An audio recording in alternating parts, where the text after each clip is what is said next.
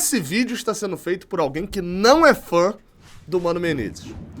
Esse vídeo aqui está sendo feito por alguém que, quando o nome do Mano Menezes surgiu como interesse do Fluminense após o Odair Hellmann não ter ido à frente na negociação, achou ruim. Esse vídeo aqui está sendo feito por um cara que já criticou muito as condutas do Mano Menezes ao longo das suas passagens por outros clubes e até mesmo pelo Fluminense. Mas esse vídeo aqui está sendo feito por alguém que não nega a realidade. Para alguém que não tenta ter razão acima de tudo. Sou Gabriel Amaral, sou jornalista, tricolor, deixa o like aqui embaixo, se inscreve no canal, você já sabe tudo aquilo que precisa fazer. Se você não conhecia aqui o canal, várias vezes eu falo de notícia, comento, a gente transmite os jogos também, e às vezes eu gravo uns vídeos malucos desse de opinião, até com a camisa da NBA, porque eu tava tão indignado que eu falei, eu tenho que gravar esse vídeo logo. Não dá nem tempo de trocar a camisa, senão eu vou perder ali a parada. O que rolou, tá? Eu tava jantando hoje com a minha esposa, Bia, que é flamenguista, e tava fazendo ali todo o comentário, né? Aquela conversa que todo casal que se preze, quando sai pra jantar com o filho, fala, que é futebol. A gente tava falando sobre Felipe Luiz e tal, que ele poderia ter dado tudo errado pra ele no Flamengo, e aí, enfim, aí deu tudo certo, e o maluco tem 3 meses de carreira e já tem 2 títulos, né? Um no Sub-20, um Mundial Sub-20, e uma Copa do Brasil profissional, enfim. E aí, ela falou, na seleção brasileira não pode ser o Felipe Luiz não, tem que levar o Mano Menezes. Aí eu brinquei, então isso tudo é medo do Mano Menezes, quer tirar ele daqui? E falei, olha, eu tenho a impressão de que desde que o Mano Menezes assumiu, a campanha do Fluminense é melhor no Campeonato Brasileiro do que a do Flamengo. E aí fui pesquisar. E, pois bem, tá aí a tabela do Campeonato Brasileiro desde que o Mano Menezes assumiu. O Atlético Mineiro ainda tá faltando um jogo contra o Atlético Paranaense, né, que é um jogo atrasado da última rodada do primeiro turno, mas a gente vê, eu de fato estava ligeiramente errado, né, porque o Flamengo tem 1 ponto a mais do que o Fluminense desde que o Mano Menezes assumiu. São 20 jogos, 9 vitórias, 4 empates e 7 derrotas. O 4º pior ataque nesse período do campeonato. Bragantino, Cuiabá e Atlético Goianiense fizeram menos gols do que a gente apenas, e a gente fez a mesma coisa que o Criciúma, mas a 2ª melhor defesa. Só atrás da do Botafogo, que tomou 13 gols, a gente tomou 15. 9ª colocação, a 1 ponto do 6º colocado, e a 5 pontos do 11º, mais precisamente a 14 pontos da zona de rebaixamento. E aí, eu fiz o que eu normalmente faço. Às vezes eu tenho umas reflexões que não chegam a valer um vídeo. Então eu só posto no Twitter. Quando bati o olho nessa tabela, falei, tá aí, cara, a gente tá em 9º desde que o Mano Menezes assumiu. A gente tem uma campanha que, se o Campeonato Brasileiro tivesse começado naquela rodada, a gente estaria discutindo aqui se o quão importante seria a vitória contra o Atlético Paranaense fora de casa pra gente ir pra Libertadores. Pra gente garantir a vaga, porque a gente estaria 2 pontos na frente do Grêmio, a gente estaria disputando basicamente com o Grêmio, Vasco, Corinthians e Flamengo as últimas 2, 3 vagas da Libertadores. E ainda assim, quando a gente bate o olho na tabela real do Campeonato Brasileiro, né, quando a gente desintegra o sonho ali, que seria essa tabela aí desde que o Mano Menezes chegou, a gente bate o olho e vê um Fluminense em 14º, a 1 ponto da zona de rebaixamento, e pensando em vaga na Libertadores, né, como era lá na outra situação, a gente se vê a 9 pontos do Bahia, que seria hoje o último classificado para a Libertadores, antes da final entre Botafogo e Atlético. E aí eu fui pro Twitter fazer uma reflexão, e essa reflexão só vai se tornar vídeo por conta das respostas desse tweet. Eu escrevi o seguinte, eu não sou exatamente um fã do Mano Menezes. Não queria a vinda dele inicialmente, e não vejo um 2025 com títulos com ele no comando. Por isso que eu abri esse vídeo falando isso. Eu não tenho por que mentir. Os meus vídeos são públicos e estão aqui. Eu não tirei vídeo. Então, hoje, na verdade, um ou outro vídeo que eu tirei ele foi muito mais por conta de regra do YouTube mesmo. Mas nunca apaguei vídeo aqui do canal. Tá lá, minha opinião. Eu não queria a vinda do Mano Menezes. Tava errado. Eu não queria a vinda dele. Tava errado. E tá aqui minha opinião. Pra 2025 eu não vejo o Fluminense sendo campeão com ele. Isso é bom, isso é ruim? É a tua opinião. Você acha que o Fluminense tem que ser campeão em 2025? Você acha que o Fluminense tem que fazer um ano estável em 2025? É outra história. Mas eu não vejo o Fluminense sendo campeão em 2025. Então, esse texto, eu deixo claro, não é de alguém que gosta do Mano Menezes. Não, eu nem escrevi ali, mas eu não gosto nem do estilo de jogo dele. Esse negócio de jogar por uma bola, de travar o jogo por várias vezes, só ser reativo, não conseguir criar jogadas, ser um time com pouquíssima criação. Eu não gosto de jogos assim. Todo mundo sabe que eu prefiro muito mais um estilo de jogo ofensivo, um estilo de jogo reativamente ofensivo, que saiba se defender, mas que tenha velocidade, transição, jogue em transição, que jogue com atacantes rápidos, que saibam finalizar. Esse é o jeito que eu gosto de jogar. Que eu gosto que o meu time jogue, né? E aí até cito aqui que poucos, na verdade, seriam os treinadores que fariam o Fluminense ser campeão em 2025, né?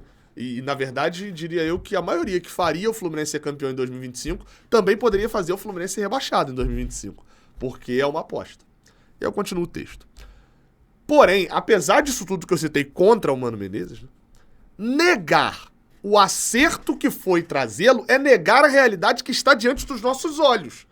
Essa aí, que está na tela, seria a tabela contando desde a chegada do Mano Menezes. O nosso campeonato, desde a chegada dele, não é de Z4.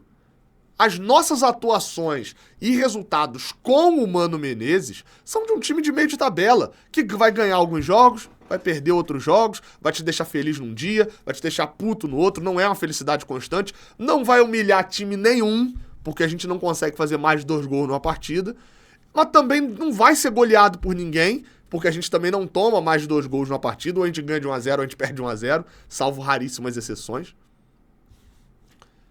Esse é um time de meio de tabela. É um time nosco-fosco. É o time do Fluminense do Brasileirão de 23. É um time que tomava 3-0 do Cuiabá, perdia do Bahia fora de casa, mas ganhava em casa e tava perdendo do Corinthians, busca um empate, vai conseguir uma vitória com o Coritiba, ganha bem um clássico, enfim, era esse, não, nem ganhamos clássico ano passado. O Fluminense de 23, o Fluminense protocolar ali, que perde jogos e ganha jogos. O Fluminense do Brasileirão, né, porque tava preocupado com a Libertadores. E aí eu continuo aqui, a gente ainda pode ser rebaixado. Se isso acontecer, esse rebaixamento, vai ter sim, óbvio que vai ter uma dose considerável de culpa do Mano Menezes. A gente vai ter sido rebaixado com 25 rodadas sendo comandados pelo Mano Menezes. São 2/3 do Campeonato Brasileiro sendo comandados por ele. Então é óbvio que vai ter uma dose considerável de culpa se a gente for rebaixado. É óbvio que a gente vai lembrar da substituição dele lá em Caxias do Sul, quando ele bota o Felipe Melo sem a menor condição de jogo, pra falhar em 2 gols e o Fluminense tomar virada contra o Juventude. É óbvio que a gente vai lembrar de jogos em que o Fluminense poderia ter matado o jogo, e aí a gente vai criticar o jogador e vai criticar ele também, e que o Fluminense preferiu tentar segurar o resultado. É óbvio que a gente vai lembrar disso quando ele for rebaixado, e é óbvio que isso tá correto, se for rebaixado, né? Óbvio. Se acontecer um rebaixamento, ele vai ser o treinador do rebaixamento, não tem dúvida nenhuma disso.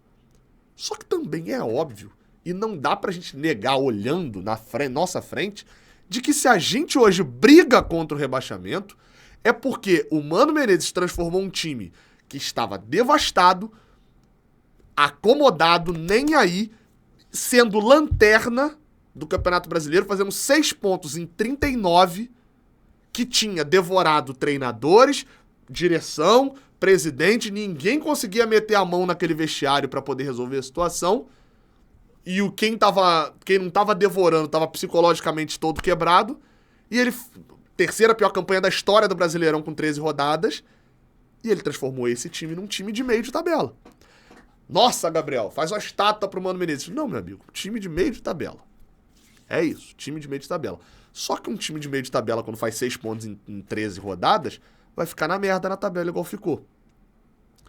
E é essa a minha análise. Eu não estou exaltando o Mano Menezes, eu não estou pedindo o Mano Menezes para o ano que vem, eu não estou nem dizendo que o Mano Menezes é bom. Estou falando que o trabalho dele no Fluminense era o que a gente precisava naquele momento. Estabilidade, afastar... O Mano Menezes afastou uns 7, 8 jogadores que a gente tinha raiva. Renato Augusto jogou 20 minutos com ele, Terãs nem entrou em campo. O Felipe Melo demorou, né? Demorou o Felipe Melo. Mas depois daquela merda que ele fez contra a Juventude e Botafogo, ele não entrou mais em campo. É a 6ª opção hoje na zaga. O Douglas Costa tá no Sidney FC.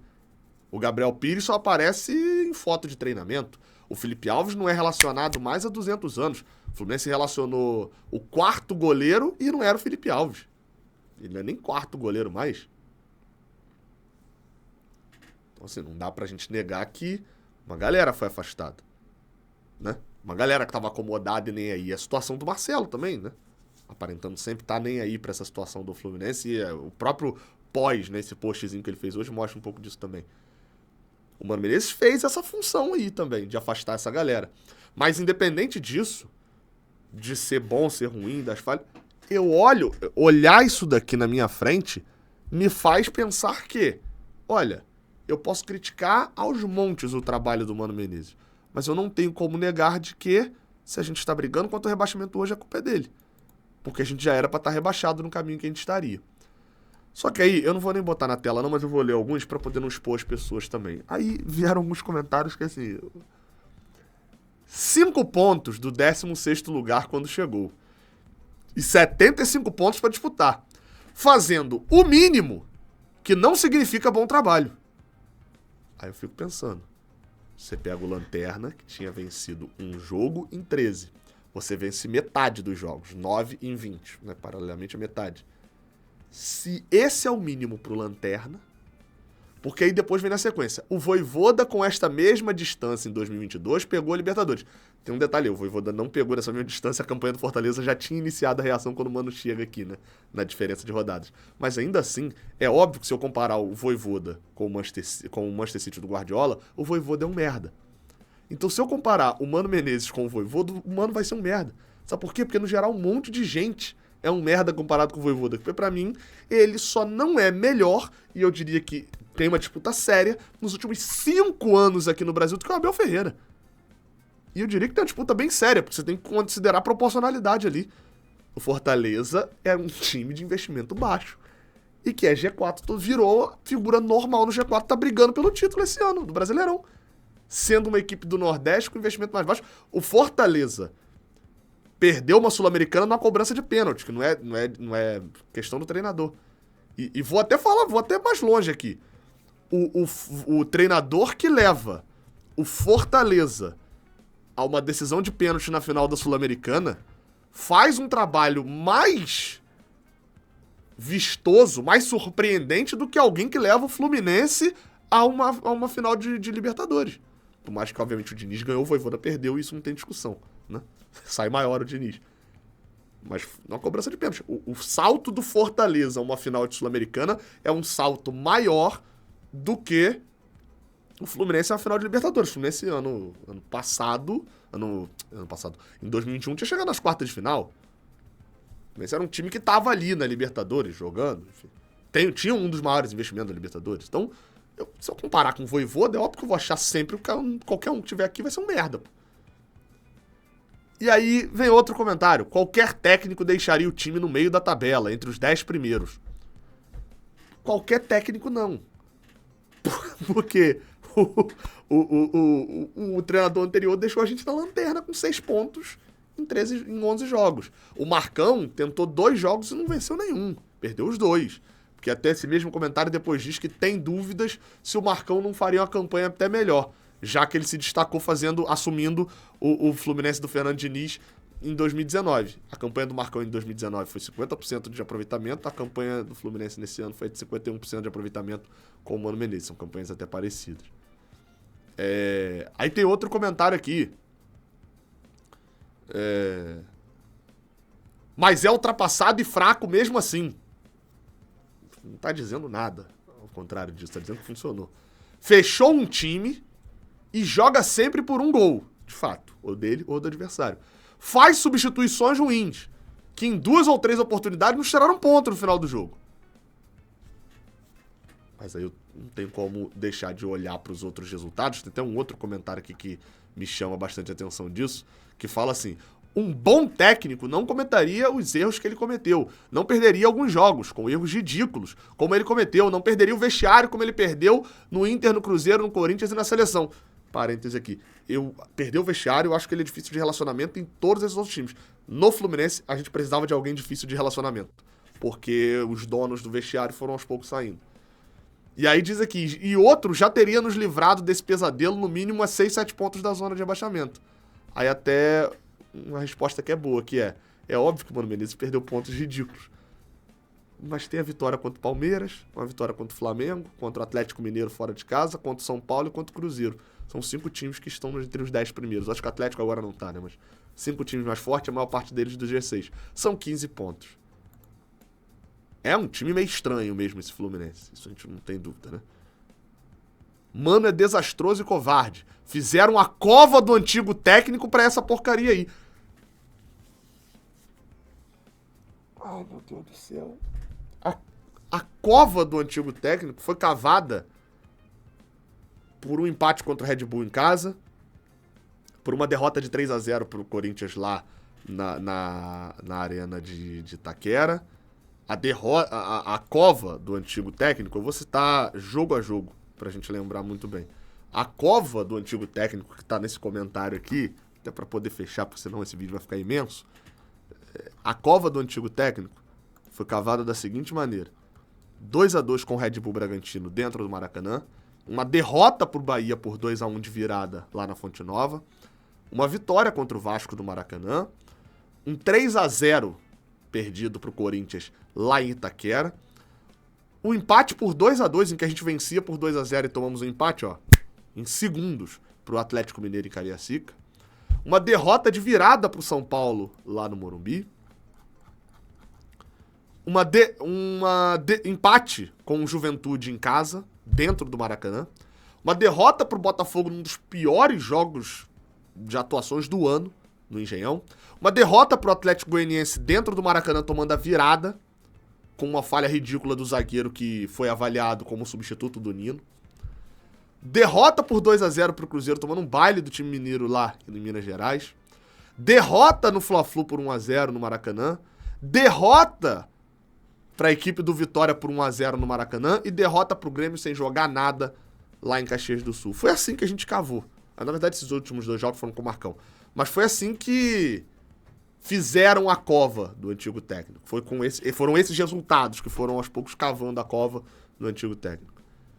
Eu não acho o Mano Menezes um bom treinador.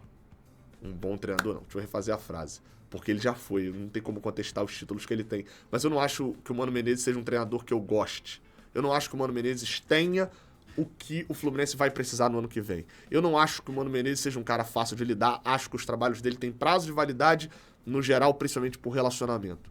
Mas eu não tenho como sentar aqui nessa cadeira, olhar pra essa câmera e ter a coragem de postar um vídeo na internet falando: o Mano Menezes é um merda, a gente estaria muito melhor sem ele. Porque eu olho a tabela e eu sei o que eu passei gravando o resumão da rodada, começando desesperado toda vez, falando: gente, eu só quero que esse pesadelo acabe. A cada rodada que eu olho quantos times tinham essa quantidade de pontos, o que aconteceu com eles, fico mais desesperado, porque era assim: 2 de 10 se salvaram, aí na rodada seguinte a gente perdia, 1 de 10 se salvou, aí na rodada seguinte a gente perdia, olha, os 8 que tinham foram rebaixados, aí na rodada seguinte os 6 foram rebaixados, até que chegou um momento em que, olha, os 2 que tinham essa pontuação caíram como lanterna nas piores campanhas da história. Eu sei o que a gente passou no meio do ano. E se hoje a gente tá brigando, não é pra fazer busto pro Mano Menezes, não. Mas é pra minimamente reconhecer que você pode não gostar do treinador, você pode não aprovar o trabalho, mas enxergar resultado é o mínimo pra gente ter um debate lúcido. Senão, meu amigo, a gente vai ficar, sabe o quê? Como diz lá o livro de Eclesiastes, correndo atrás do vento. A gente vai ficar o tempo todo correndo atrás do vento. Correndo atrás de um Fluminense hipotético, de um Fluminense que não vai acontecer a não ser na nossa cabeça. Um Fluminense que entre, joga um futebol empolgante, ganhe tudo e seja campeão. Sabe por quê? Porque o futebol de 2022 que era empolgante, ganhava, legal, não foi campeão.